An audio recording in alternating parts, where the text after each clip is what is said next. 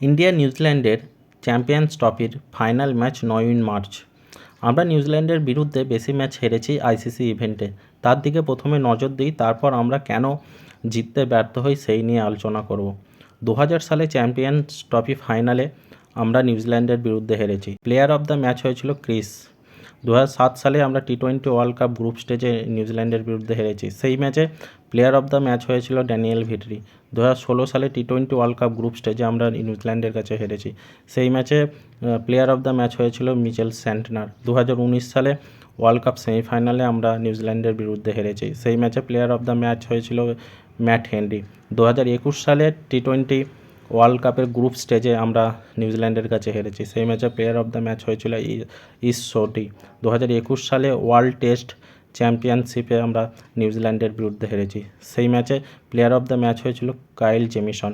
তো এখানে চ্যাম্পিয়ন্স ট্রফিতে নিউজিল্যান্ড টিমের মধ্যে মিচেল স্যান্টনার, ম্যাট হেনরি এবং কাইল জেমিসন এই 3 প্লেয়ারই রয়েছে এবং যাদের প্লেয়ার অফ দ্য ম্যাচ হবার ক্ষমতা আছে এবং এর আগেও তারা তাদের এই ক্ষমতা দেখিয়েছে ইন্ডিয়ার বিরুদ্ধে। তাছাড়া তো Ravindra, Williamson, Daryl Mitchell, Latham, Phillips এবং ব্রেসওয়েল, একে বার্কার এদের প্লেয়ার রয়েছে, খুব ভালো ভালো প্লেয়ার রয়েছে।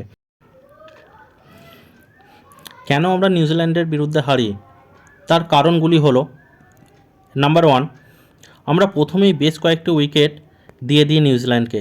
নাম্বার 2, নিউজিল্যান্ড স্পিনার বলারদের আমরা খেলতে পারি না। নাম্বার 3, ফাস্ট বলারদের বিরুদ্ধে আমরা উইকেট হারিয়ে ফেলি সহজেই। নাম্বার 4, স্ট্রাইক রোটেট করতে পারি না, যার ফলে চাপে পড়ে উইকেট হারিয়ে ফেলি। এইগুলির দিকে আমাদেরকে বিশেষভাবে নজর দিতে হবে এবং বিশেষভাবে স্ট্র্যাটেজিক্যালি আমাদের খেলতে হবে। তারপর আমরা কি করলে সহজেই নিউজিল্যান্ডকে হারাতে পারবো তার দিকে আলোচনা করা যাক। নাম্বার 1, শুভমান গিল এবং রোহিত শর্মাকে আমাদের স্লো স্টার্ট করতে হবে, অর্থাৎ খেলাটাকে ধরে ধরে খেলতে হবে। প্রথম 10 ওভারে কোনো উইকেট হারালে চলবে না।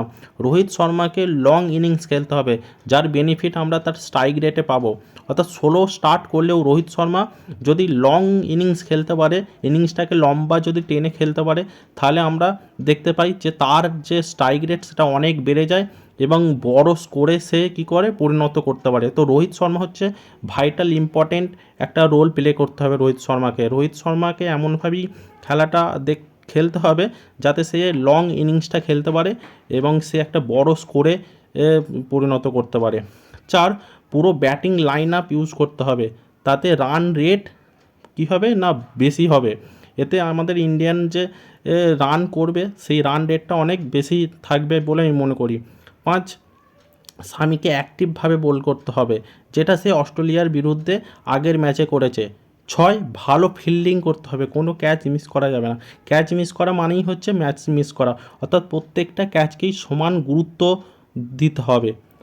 7, স্পিনারদের দক্ষতা প্রদর্শন করতে হবে, ভালোভাবে স্পিন বল করতে হবে। বরুণ যেমন রয়েছে তার পাশাপাশি জাদেজা এবং অক্ষর প্যাটেল, তাদেরকেও সমানভাবে এফোর্ট প্রদান করতে হবে এবং এই ম্যাচটা যে ফাইনাল ম্যাচ, সেই ফাইনাল ম্যাচের মতোই খেলতে হবে। এই সমস্ত ট্যাকটিক্সগুলো যদি সহজেই ইন্ডিয়ান টিম এক্সিকিউট করতে পারে, তাহলে আমরা সহজেই নিউজিল্যান্ড টিমকে হারাতে পারবো এবং চ্যাম্পিয়ন্স ট্রফির ফাইনাল আমরাই জিতবো বলে আমি মনে করি। তো ধন্যবাদ, থ্যাংক ইউ। আবার নেক্সট ভিডিওতে দেখা হবে। তোমরা আমার এই ভিডিও যদি ভালো লাগে তাহলে লাইক, সাবস্ক্রাইব করে পাশে থাকুন। ধন্যবাদ।